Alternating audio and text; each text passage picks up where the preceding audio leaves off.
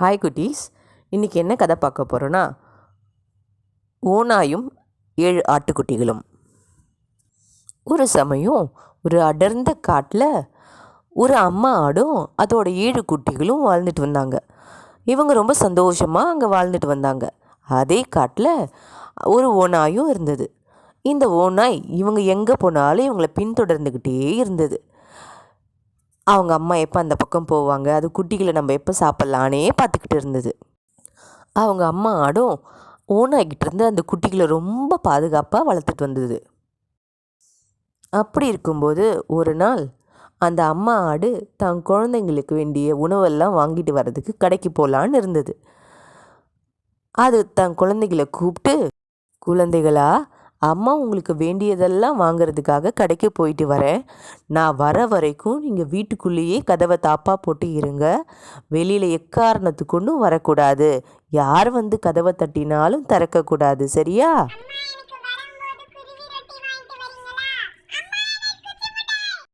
சரி குழந்தைகளா, நான் எல்லாம் வாங்கிட்டு வரேன். நீங்கள் பத்திரமா இருங்க. டாடா.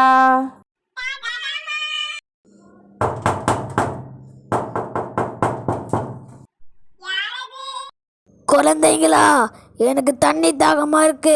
கொஞ்சம் கதவை திறந்து தண்ணி தரீங்களா? குட்டி பிசாசுங்களா, இப்போ நீங்க கதவை திறக்கிறீங்களா இல்லை நான் கதவை உடைச்சிட்டு உள்ள வரட்டா?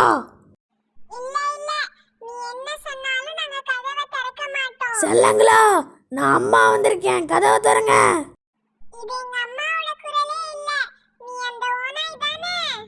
சே, எப்படி சொன்னாலும் கண்டுபிடிச்சிடுறாங்களே, இவங்களை என்ன பண்ணலாம்? ஐடியா, நம்ம எங்கள் அம்மா மாதிரியே பேசலாம். குழந்தைகளா, அம்மா வந்திருக்கேன்டா, கதவை திறங்கடா.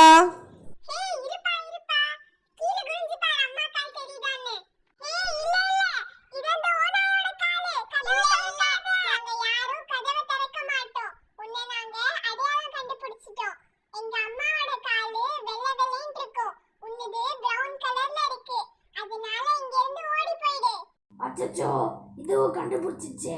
என்ன பண்ணலாம்? ஐடியா.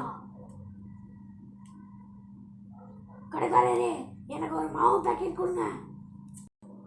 கொட்டு. இப்ப பாக்குறேன் நீங்க எப்படி கண்டுபிடிக்கிறீங்கன்ட்டு. குழந்தைகளா, அம்மா வந்திருக்கேன், கதவை திறங்கடா.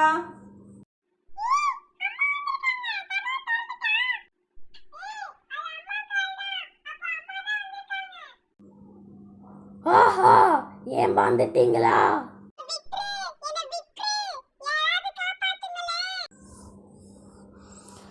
ஐயோ, என்ன இது?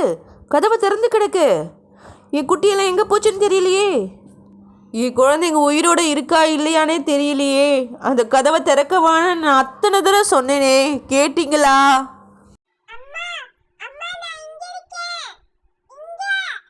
செல்லம், என்ன ஆச்சு? மற்ற குட்டியெல்லாம் எங்கே? ஏன் கதவை திறந்தீங்க?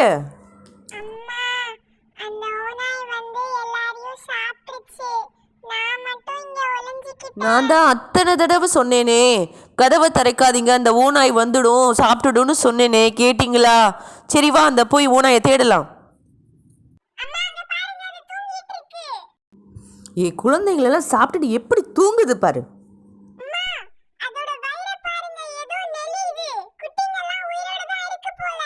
செல்லம், நீ ஓடி போய் கத்திரிக்கோள், ஊசி, நூலும் எடுத்துட்டு வா, சீக்கிரம் போ.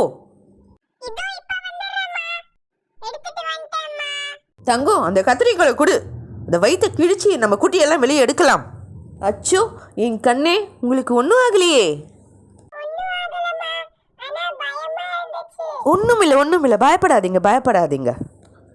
இங்கே கொஞ்சம் ஓரமாக உட்காந்துருங்க, நான் வந்துட்டேன். செல்லம், நீ போய் கொஞ்சம் கல் எடுத்துட்டு வா. கொண்டு வா, இதை வயிற்றுக்குள்ளே வச்சு நம்ம தைச்சிடலாம். நல்லா தைச்சிட்டேன். உனக்கு இதுதான் சரியான தண்டனை. வாங்க குழந்தைகளை, நம்ம வீட்டுக்கு போகலாம். என்னமோ ஒரு மாதிரி இருக்கே, தாகமாக இருக்கே.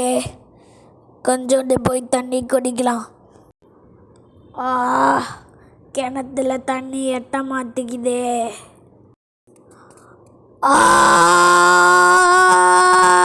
தண்ணி குடிக்கிறப்ப வெயிட் தாங்காமல் ஓநாய் கிணத்துல விழுந்து இறந்துடுச்சு. இந்த கதையிலேருந்து நம்ம என்ன தெரிஞ்சுக்கிறோன்னா, எந்த ஒரு விஷயத்துக்கும் நம்ம டக்குன்னு ஒரு முடிவு எடுக்கக்கூடாது.